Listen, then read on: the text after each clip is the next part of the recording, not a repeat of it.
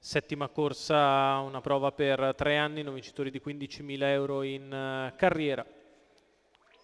10 al via, 1 Forever Fly, 2 Fiona Drey, 3 Fariba CR, 4 Phantom Jet, 5 Frank BF, 6 Fanjocor. Seconda fila 7 Florida Lake, 8 Fahrenheit Tab, 9 Fast and Furious, 10 Francis ZL, 1,40 Phantom Jet, netto favorito. Lo start che prende velocità, si prepara al lancio. Problemi per Fast and Furious di galoppo. Si parte con veloce Fariba CR che prova ad andare davanti, all'interno c'è Fiona Drey e in corda Forever Fly, ne viene fuori una prima parte molto lottata. Rientra tutti Forever Fly che prende la testa nei confronti di Fiona Drey che parcheggia seconda, Phantom Jet è in quarta ruota, 200 in 14,7.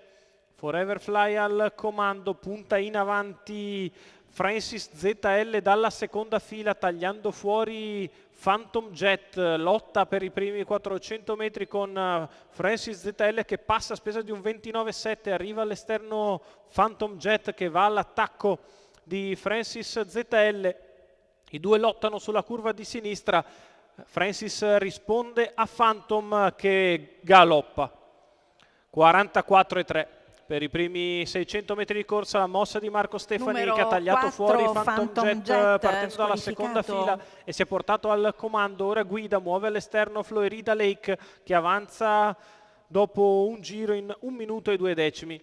Florida che cerca di raggiungere Francis ZL che ha preso la testa, seconda in corda Forever Fly che precede Fiona Drey, seconda pariglia per Fahrenheit Tab, attacco di Florida Lake all'avversaria dopo 1 chilometro in 1,15,7, Florida Lake passa nei confronti di Francis ZL, all'esterno c'è Fahrenheit Tab, poi ancora Forever Fly e Fiona Drey a 400 dalla conclusione.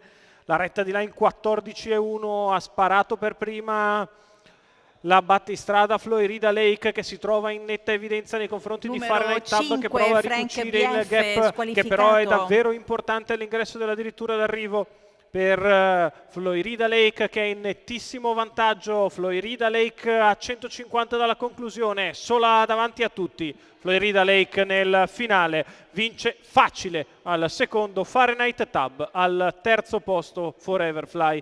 33 ad arrivare, 1,14,8 la media chilometrica per Florida Lake, Andrea Farolfi per Andrea Sarzetto, i colori di Stefano Lago, successo a media di 1,14,8 per la figlia di Pace del Rio e Scarlett B che sposta da terza in corda dopo un giro, coglie in difficoltà Francis ZL che aveva speso nella prima parte di gara, si isola nel finale. Bel successo per Florida Lake in grande forma, Andrea Farolfi, Andrea Sarzetto, Stefano Lago sul traguardo al primo posto.